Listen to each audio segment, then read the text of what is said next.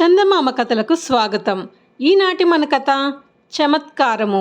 అనగనగా ఒక ఊరిలో ఒక రాజుగారు ఉండేవారు. ఆ రాజుగారు భోజన ప్రియుడు కాబట్టి రోజు పంచభక్ష పరమాన్నాలతో భోజనం చేసేవారు.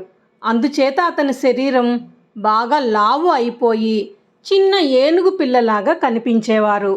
ఒకరోజు ఆయన అద్దంలో చూసుకుని తన శరీరం తనకు నచ్చక ఎలాగైనా తన శరీరం మునుపటిలాగా సన్నగా అయితే చూసుకోవాలని బుద్ధి పుట్టింది.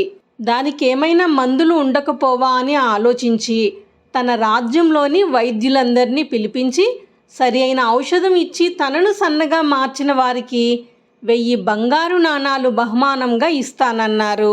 బహుమానానికి ఆశపడి వైద్యులు ఎన్నో రకాల మందులు ఇచ్చారు.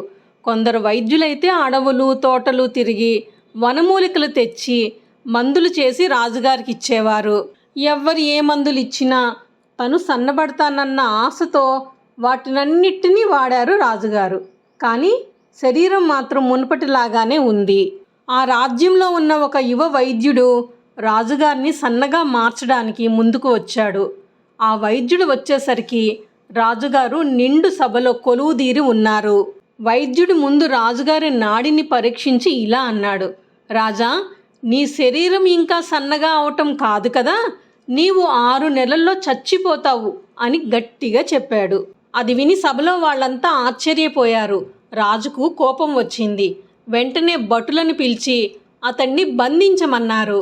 రాజు అతనిని చూసి ఇలా అన్నారు, నీవు చెప్పినట్లు 6 మాసాల్లో నేను చచ్చిపోకపోతే నిన్ను నేను చంపివేస్తాను అన్నారు. వెంటనే భటులు అతన్ని జైల్లో పెట్టి ఉంచారు. అప్పటి నుంచి రాత్రిళ్ళు రాజుకు నిద్ర పట్టడం లేదు. వైద్యుడు చెప్పిన మాటలు మాటిమాటికి జ్ఞాపకం వస్తున్నాయి. తాను నిజంగా 6 నెలల్లో చచ్చిపోతాను కాబోలు అని బెంగ పట్టుకుంది.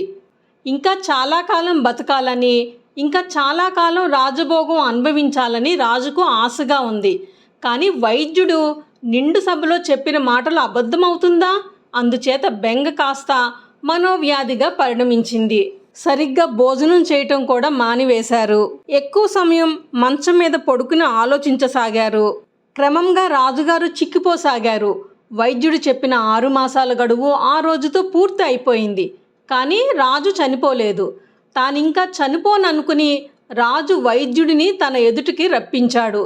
ఇవాళతో పాపం వైద్యుడి పని సరి అని సభలో వారంతా అనుకున్నారు. రాజు వైద్యుణ్ణి చూసి, నీవు చెప్పిన 6 మాసాలు నేటితో తీరిపోయినాయి, కానీ నేను చనిపోలేదు, కనుక నిన్ను నేను చంపించబోతున్నాను అన్నారు. వైద్యుడు ఏ మాత్రం జంకకుండా, మహాప్రభు, మీ ఆస్థాన వైద్యులు, ఈ రాజ్యంలోని వైద్యులు వారి మందులు చెయ్యలేని పనిని నా ఒక్క మాట చేసింది. కావాలంటే తమ శరీరం ఒకసారి చూసుకోండి, ఇదే నేను మీకు చేసిన చికిత్స అని చెప్పాడు. అప్పుడు రాజుగారు ఒక అద్దం తెప్పించి తనను తాను తనివి తీరా చూసుకుని ఆశ్చర్యపోయారు. ఆయనకి అప్పుడు అర్థమైంది. చావు మీద భయంతో మితంగా తినడం వల్ల తాను సన్నబడినట్లు గ్రహించి వైద్యుడు చేసిన చమత్కారంకు సంతోషించారు. మితాహారమే పరమ ఔషధమని గ్రహించారు. రాజు ఆ వైద్యునికి 1000 బంగారు నాణాలు బహుమానంగా ఇచ్చి ఘనంగా సత్కరించి ఆస్థాన వైద్యుడి పదవి ఇచ్చారు. కథ కంచికి మనం ఇంటికి. అలా వెళ్లే ముందు ఛానల్ని సబ్స్క్రైబ్ చేయండి. నోటిఫికేషన్స్ కోసం బెల్ ఐకాన్ని క్లిక్ చేయండి. వీడియోని లైక్ అండ్ షేర్ చేయండి. మరిన్ని చందమామ కథల కోసం చందమామ కథలు ప్లేలిస్ట్ని విజిట్ చేయండి.